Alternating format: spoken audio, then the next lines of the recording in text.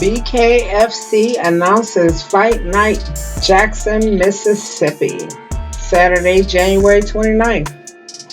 Headlining this card will be Puerto Rico's own Elvin El Bandido Brito versus Kaleb Lionheart Harris. These two are going at it for a second time, you guys. OMG. BKFC 11. These two met for the first time in that square ring. And I believe I just watched that fight again. And looking at that fight, it was a lot of respect between those two going into that fight. Neither one of them showed the aggressiveness that we were used to showing. They were both very careful in trying to pick their shots. Elvin was able to keep Kaleb at bay with that left hand jab that he has. And Kaleb caught a right. One good time, two good times maybe from Elvin in that fight. But Kaleb himself has a sneaky, devastating right hand. When he sets it up and he goes for it, he lands it, he'll get you out of there. So there's an aggressiveness that was missing from both of them. I don't think that Kaleb made Elvin think as hard as he should have in that first fight. And I don't think Kaleb was as aggressive as we're used to seeing him when he fights in that first fight with Elvin. But mark my words, these two are coming in here. They both want this belt. They both feel like they deserve this belt. They both have fought hard. Elvin is 4-2. Kaleb is 4-3. Like, there's a fight that separates them. For real.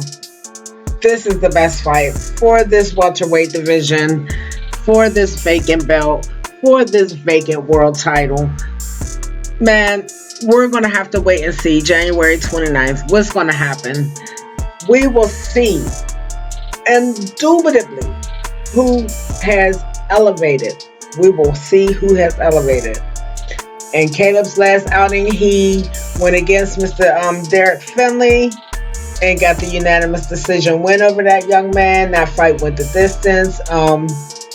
Yes. Mr. Finley came in, he was looking a little gooey in the middle, you know, but he stood the test of time and he got through that fight with Kaleb. Yeah, he was pretty knocked out the next day, but we're going to see what's really good with Kaleb Harris. Because this kid, I've been had my eye on him. He always give Fight Hits MMA a picture. I have not had my first interview with this young man first at all. But El Bandido, he always show Fight Hits the love. It doesn't matter because at the end of the day, this fight is where it's at. The top of the card. Don't miss it. January 29th, Jackson, Mississippi. Kaleb stomping ground. But it is also where Elvin debuted there in Mississippi. So this is a homecoming fight for Elvin. And this is my backyard fight for Kaleb. Now, for me, it's a lot to be said for our fighters that are fighting so close to home. I wonder a lot myself personally, do you guys get gooey? And is it an advantage or a disadvantage for any one particular fighter to be so close to home fighting? Does it motivate you? Does it demotivate you? I think it will motivate Kaleb.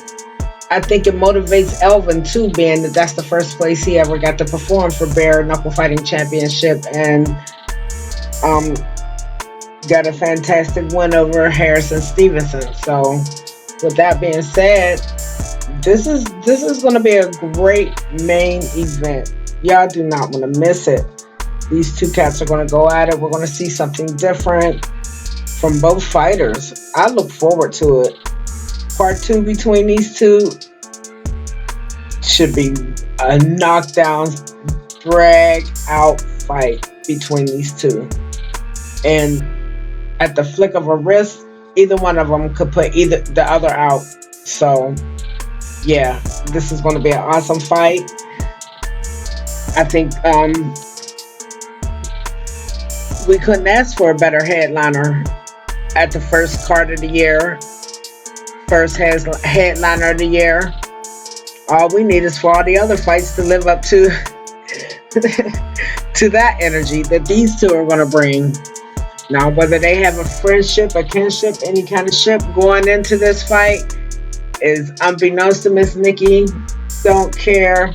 All I know is there's a dog in both of these guys, and either one has the potential and the ability to straight put the lights out on the other one.